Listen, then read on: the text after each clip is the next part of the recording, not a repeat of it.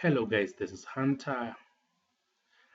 In the previous tutorial, we went on to create this new account method that would create an account for us. Okay, but we never got to test it. Okay, we were in a hurry when we created it. We were in a hurry. So let's go ahead and look at it again. The method is a public method. It's a class method. It returns account. Oh, well, do we have to return account? No, we don't have to. Let's just make it void. Okay, and then let's not return anything here. Okay, so yeah, it's okay this way. And we created these two methods to generate the account number and to generate the PIN number. Okay, so this is the method that generates the PIN number. Just uses the method of random. Use the math class. In the math class, there is also the random method that allows you to create random numbers. So okay, that's cool. And then generate the account number. We just set the initial value where the account number should start. Okay, and then on a second thought, I am just gonna generate a random number like this. Yeah, I think so. Let's just generate it like this. Okay, and then call it generated value. Okay, and then let's return it here. Just want to get rid of this code that's necessary and not necessary, and let's increase its length to something a bit from 6 digits or 7 digits. Okay, so having done this, I think now our method will be okay. Let's go back to our class. This time around, we don't have to generate account. Okay, we don't have to create an account for this. We can just create this list outside or within our class and make it a static list and also a class list. A class list and a private list. And then let's get rid of this method and save. And then here, when we authenticate, we'll be authenticating from a list that we just generated like this. Okay, like this. And then when we add, actually, let me take this, copy the list, and then whenever we are creating an account, new account, we can just go ahead and create account here dot add this AC. Okay, good. Then we can do this before we print all these things like this. Okay, so yeah, now we managed to fix our project. We can go ahead and test this.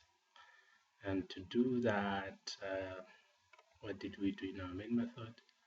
To do that, we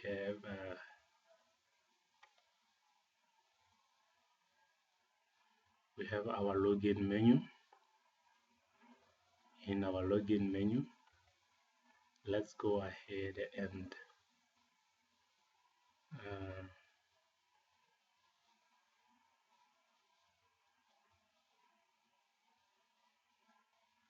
let's do a switch statement here. Okay, and this switch statement, the way it is going to be, it will ask the user whether they want to log in or they want to create an account. Okay, within this login method. Okay, I think that way it will work. Yeah, let me just create an input like this equals to the scanner class dot next int, because I want to accept it as an integer. 1 for creating account, 2 for logging into your account. And then we are going to be switching within our main method and our input input. Okay, and then in case the user has selected one, we are gonna be calling our login functionality. So we can just go ahead and copy all these things. Okay, Control X, and then put it within this switch statement. Okay, then case 2, we are just gonna break outside. So to do this, we're gonna call the account repository dot create account, or is generate account number, new account, like this. Okay, and we're gonna call this. Okay, on the default, we are gonna bring like this, and then we're gonna print on statement, and then say invalid input. Okay, and then we can accept this input. We have to accept this input after printing out the menu to the user. Okay, we're gonna use system.out.println access, and I'm saying one for for login, okay, and then 2 for create account, new account. I don't know whether it's gonna work. If it does, it will be our luck. So this is what I think, because we're gonna print out this, and then we can also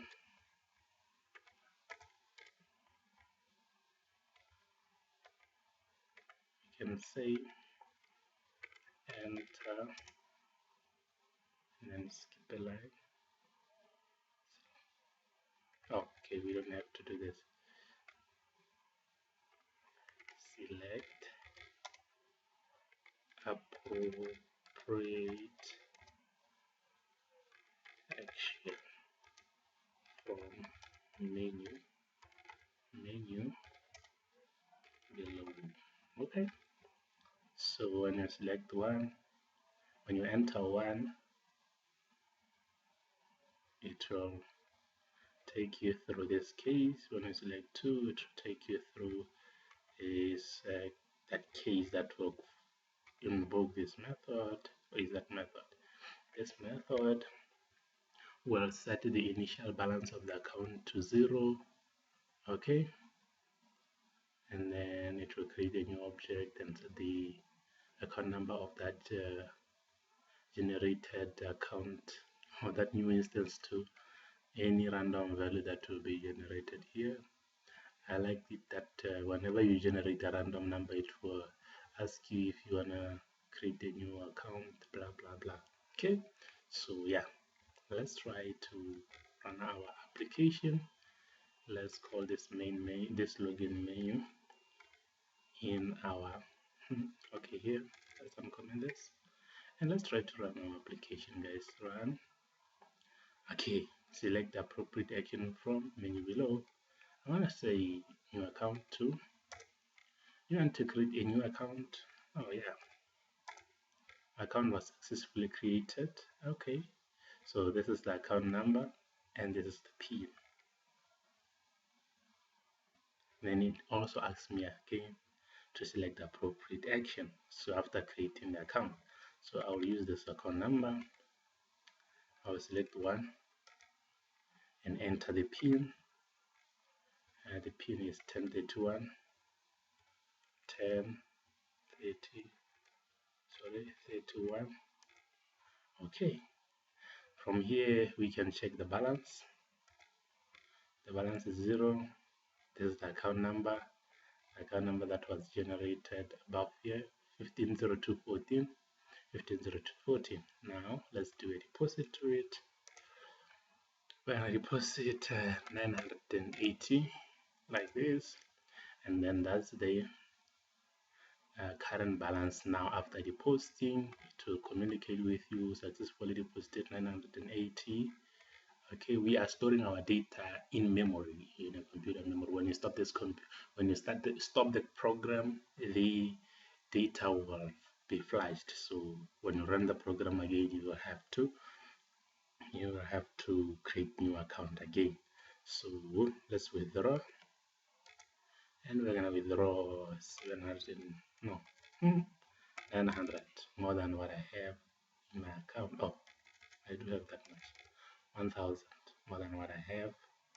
So it should communicate with you to tell you that you are trying to withdraw more than what you have in your account. So it does the withdrawal fail. So let's go ahead with withdrawal and withdraw 750. Okay, 230 is still the one remaining. We withdrew 750 like this, guys.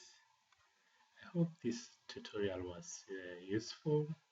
If you've been following with this tutorial series, you should be able to uh, create a very simple program, even if it's not a bank application, because here you will learn control structures like while loop, do while loop,